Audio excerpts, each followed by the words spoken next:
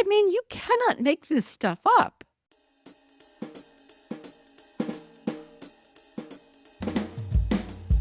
Welcome to this week's Rising Anxieties.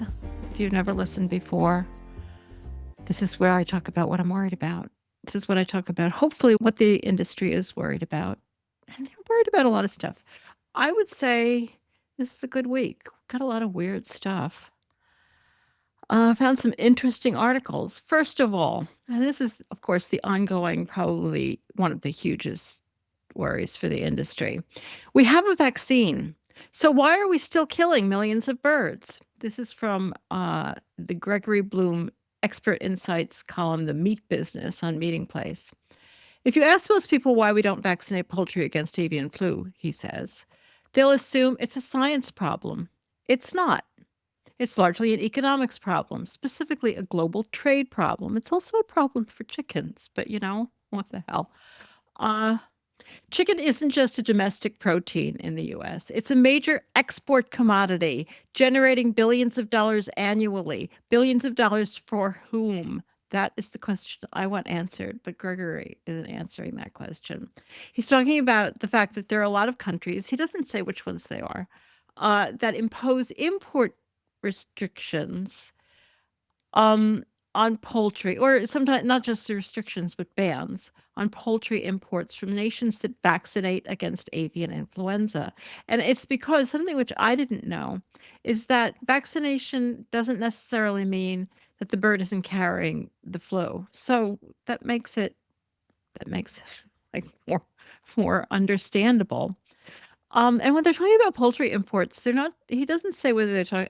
Does anybody import live poultry? I think it's mostly frozen poultry. I actually don't know. I'm sorry. I don't know everything about the industry. But on the one hand, he says vaccination could reduce losses from outbreaks, particularly in egg laying and turkey operations that are more vulnerable to supply shocks. On the other hand, adopting vaccination at scale could jeopardize access to export markets that are worth far more than the losses from periodic outbreaks. We're not too worried about the birds here, are we? Oh, we're not at all worried about the birds, that's for sure. For the broiler industry, the segment most tied to exports, I don't see why egg-laying hens would be particularly, but as I keep saying, what do I know? But according to him, the broilers, or the chickens who are raised so that people can eat their bodies, is the segment most tied to exports. And here, the calculation, according to Gregory, is clear. Losing access to international markets would ripple through pricing, production levels, and ultimately profitability across the entire supply chain. Oh, God. Well, we don't want to worry about any of those things. Profitability, we certainly don't want to hurt that. The bottom line, he says, this isn't just a disease issue. And you're gonna think that the next line would be it's an animal suffering issue. It's a moral issue. No, it's a market access issue. Until those trade-offs shift, the industry will likely keep fighting avian flu the same way it does today, aggressively, expensively, and continuing to euthanize, as they like to say, millions of birds annually. Euthanasia is supposed to be killing someone to avoid their suffering, not raising them over and over and over again to kill the ones who get this disease. I guess it does relieve their suffering now that you've caused their suffering by the millions and millions. It's sick. These people are sick. All right, stop the Farm Bill hunting ban. I bet you didn't know there was a hunting ban in the Farm Bill. They're talking about the federal Farm Bill. This is from Sportsman's Alliance, one of my favorite publications. And animal rights extremists sneak hunting ban into Farm Bill. I'm like, well, yeah, all right. Now we're talking. This is about HR 5017. And apparently, anti-hunting activist groups have hijacked the Farm Bill because, anti-hunting activist groups are so powerful in Washington by inserting language. Apparently the groups inserted the language, didn't have, bypassing the legislators completely. That's not exactly what happened, I'm quite sure. All right. Admittedly, the bill was called something about ending greyhound racing. which, they're saying was deceptive because, it's not like legislators should be expected to read the bill. So whatever you title it, that's what they're going to think it is. Um, or it actually threatens to ban the use of sight hounds, scent hounds, and bird dog training nationwide. That's not what it does, sadly. So even if this manages to survive through the Farm Bill negotiations, that's not what it does. But it does do something. Um, Thanks to significant pressure from the animal rights lobby, what a powerhouse. Well, they have some influence. The Farm Bill, just approved by the House Committee on Agriculture, includes a hunting ban. What it would actually do is ban certain types of hounds in hunting, as well as the use of live lures. Quote, quote, live lures for training or field trials. Live lures are live animals. Like, can you use live animals to train your hunting dogs to go kill animals? All right, banning the use of sight hounds in hunting. I mean, do they use a lot of sight hounds? I don't, here's another subject I'm supposed to know about. I thought sight hounds were like Afghans. I think it's mostly scent hounds that are used in hunting, but it would ban the use of sight hounds in hunting. I know I should have looked that up. I'm sorry. Additionally, it would go so far to impact anyone that hunts with bird dogs or scent hounds by banning the use of live animals in dog training. So they don't actually ban the use of scent hounds. What they do is ban the use of live animals in training them. And they consider that a ban. Like, is there no other way to train them? Well, that would be good, but I don't know whether that's true. So, this is still pending. The Farm Bill is up in the air. There's lots of other things, especially the efforts to get rid of Prop 12 and pretty much any other state level regulation of the farming industry is the thing that most animal activists are focused on. But here's another thing. So they're asking everybody to call their representatives and their senators and tell them that they really hate this anti-hunting language. So, you could call yours and tell them something else. All right. Oh, this is just a stupid one I threw in here because it was annoying. And because every once in a while we should look at this sort of thing. Carnivore influencer Eddie Abu says tofu, quote, is not food. Like, that's pretty harsh. All right, this is from the UK. It's from Plant-Based News. And this is like some influencer. He's an athlete of some sort. And his opinion is that he would put tofu in the same category as protein powders and stuff like that because it's not food. I've had this before. Well, he's had it, so, he should know. And it literally just went straight through me. A little too graphic. So my tummy was telling me, "What are you doing?" Well, I think that Eddie's tummy should be the source for all food information. Oh, this stuff is so stupid. Why do people listen to these people? The article points out that the first recorded mention of tofu is over 2,000 years old. It's a standard food in China for many, many years. It seems to be a food. It's like fairly good for you. But he says it's not food. Stop eating that and start sticking some eggs in your mouth.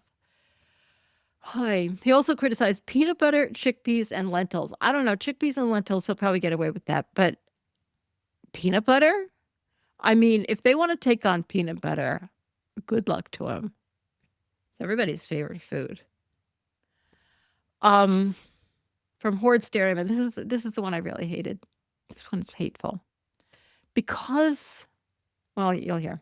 Can't help myself. Welcome to the Funny Farm. This is by Molly Ihde, IHDE, I'm not sure how you pronounce that, who is an Iowa dairy farmer. And she starts off by saying, you're going to hate it too. I've always been an animal lover to my core. And she adds, obviously, helping milk cows and feeding calves were on the agenda while living on our family dairy farm.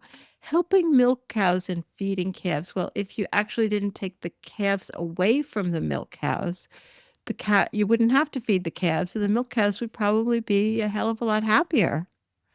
But, countless barn cats. Maybe you should consider spay and neuter for the countless barn cats. You would then be able to count them. Raising rabbits. Yeah, what were we doing with those rabbits after we raised them? And getting into horses. I don't even want to know what that is. Her previous jobs have each included some form of agriculture, and now she's part of her family's dairy farm. Yeah, it's like they come back to the farm and act like, I don't know, It's because they're farm people or they're farm folk or they're just the salt of the earth. They come back to the farm because it's a family business and it makes money and they get to inherit it and they own the land and like, why wouldn't you? I mean, unless they probably go out and try to find some other way, how many people do, and then you come back to the family business because there it is, the moneymaker. I'm not saying that's the only reason, because the thing that really bugs me about this article and ones like it is that they believe it. They believe it. People are unbelievable. All right. So now she has kids. So we're moving into the second generation. They have easy access and constant exposure to dairy and beef cows. Okay. She also has 2 Great Pyrenees dogs. God forbid they shouldn't have purebred dogs. Endless barn cats still. Spay and neuter. Have you heard about it? And again, horses. So we're not saying what we're doing with the horses. They've also added meat goats. Well, that'll teach kids to love animals. And layer chicks. And we want to teach them, she and her husband, if her husband also really, really loves animals. And we want to teach their kids how to nurture and respect all living beings. Meat goats, layer chicks, beef cows. I don't know. That's not my idea of nurture and respect. We want them to develop a kind of love that stretches far beyond themselves. They believe this shit. They believe it. That's who they think they are. This is the kind of thing that just gives me no hope for the human race. So I'm really sorry to pass it on to you. But maybe I relieve my anxiety by pouring it onto others. Sorry. Sorry. All right, next from whatpoultry.com. Avian flu bill targets sale of public land near egg farm. This one is unbelievable.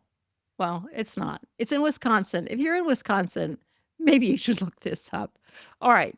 This is a new bill could allow the state of Wisconsin to sell public land close to commercial egg farms as an avian influenza biosecurity measure. I read that and I was like, what? What does that mean? All right, so what it means, it's about one egg farm. All right, so the Natural Resources Board has this property. It's state-owned land.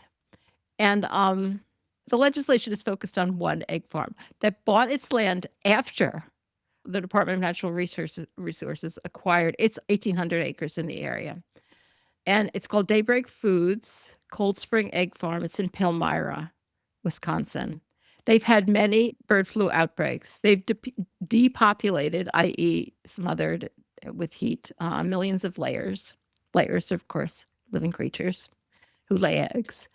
And what they want to do is allow this egg farm to buy this land from the government, God knows at what cost, probably not a big one. And owning the land would then allow the producer to plant grasses and reduce waterfowl activity. Now, the purpose of the Department of Natural Resources acquiring this 1,800 acres was to expand waterfowl habitat. Now, admittedly, the Department of Natural Resources probably was doing this so people could come shoot the birds, but there are other reasons as well. They're not totally a hunting supporting agency. They want to make things a little easier for wild birds. So the egg farm wants to buy this property so that they can keep waterfowl, I keep saying that, sorry, waterfowl off of the land. So that the waterfowl can't transfer bird flu to their chickens. I mean, you cannot make this stuff up. And it will also, so they'll be able to plant grasses and reduce waterfowl activity. Like, how does planting grasses do that? I bet there'll be other things to reduce waterfowl activity other than planting grass, as well as grant U.S. Department of Agriculture's Wildlife Services access to deter wild bird activity. Wildlife Services is, of course, the agency in the federal government that goes out and shoots animals and kills animals and poisons animals and kills animals that get in the way of farmers in any way whatsoever. If we own the property, the farmer says, the chicken farmer says, if we own the property, I hate to call them farmers, sorry. If we own the property, Wildlife Services would have our permission to go in and create a disincentive for waterfowl to be close to us. This land was bought by the government of Wisconsin to encourage waterfowl. Oh my God.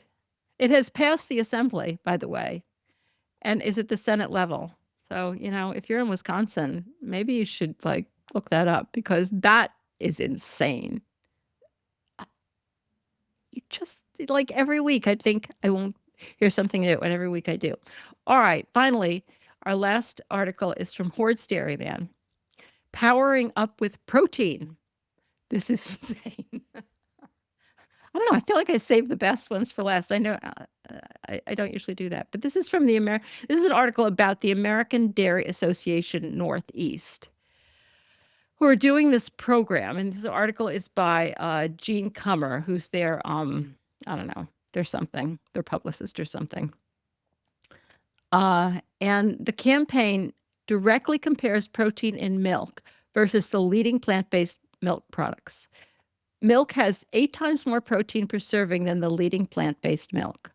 The leading plant-based milk is almond milk, which has very little protein. Soy milk, which is, I think, second, though oat milk might be second, has the same amount of protein as dairy milk. So they're just taking almond milk, which is the leading. I'm not denying that. I have no idea why. It's not my favorite, but I know, I know among vegans this could be a heated conversation, so I'm not trying to start anything. But almond milk, really? It's so bleh. I love soy milk. And I'm glad to hear the same amount of protein. And no saturated fat, no cholesterol, and it has some fiber. It doesn't have an enormous amount of fiber because it's milk, but it has some fiber, like, I don't know, 2-3 grams per cup. All right, so this is a huge campaign. They're doing traditional media in New York City and Washington, D.C. They've invoked the work of nationally recognized latte artist Michael Breach. What? The men's professional soccer team, the Philadelphia Union. If you're Philadelphia, you might want to make a phone call there. And sadly, I have to say, they're promoting protein at several of the events that they host at the Strong Museum of Play in Rochester, New York, which is where I live. This is a disgrace. I mean, I wish you kind of have to look it up to see these ads. There's this big, just these big squares. Milk, 8 grams protein. The leading plant-based milk, 1 gram protein. I mean, I think it's deceptive advertising. It's technically true, but deceptive advertising is judged not by whether it's true or false. There's plenty of false advertising that is not deceptive. Like if you like world's best coffee, nobody thinks it's actually the world's best coffee. So, you can say that and nothing's going to happen to you because people don't believe it. Here's something that is technically true could actually be false advertising, because if they can do surveys of people, and if significant numbers of people, especially children, and they are at the Strong Museum of Play, which is mostly for children, find it deceptive, believe the wrong thing reading it, then it's deceptive advertising. Ridiculous. All right, that's it. That's all I got. Thank you for joining me this week. Thank you for putting up with me, as always. Sometimes I feel like I'm a burden to you all. I do. And let's see. What am I supposed to say? Thanks for tuning in. Don't forget to subscribe, like, and comment on your favorite podcatcher or on YouTube. Tune into our other podcasts, The Hen Report and the Our Hen House Interview. And there's so much going on right now. I know there's a lot of stuff going on aside from in the animal rights world, but there's a lot going on in the animal rights world too. So yeah, stay in touch.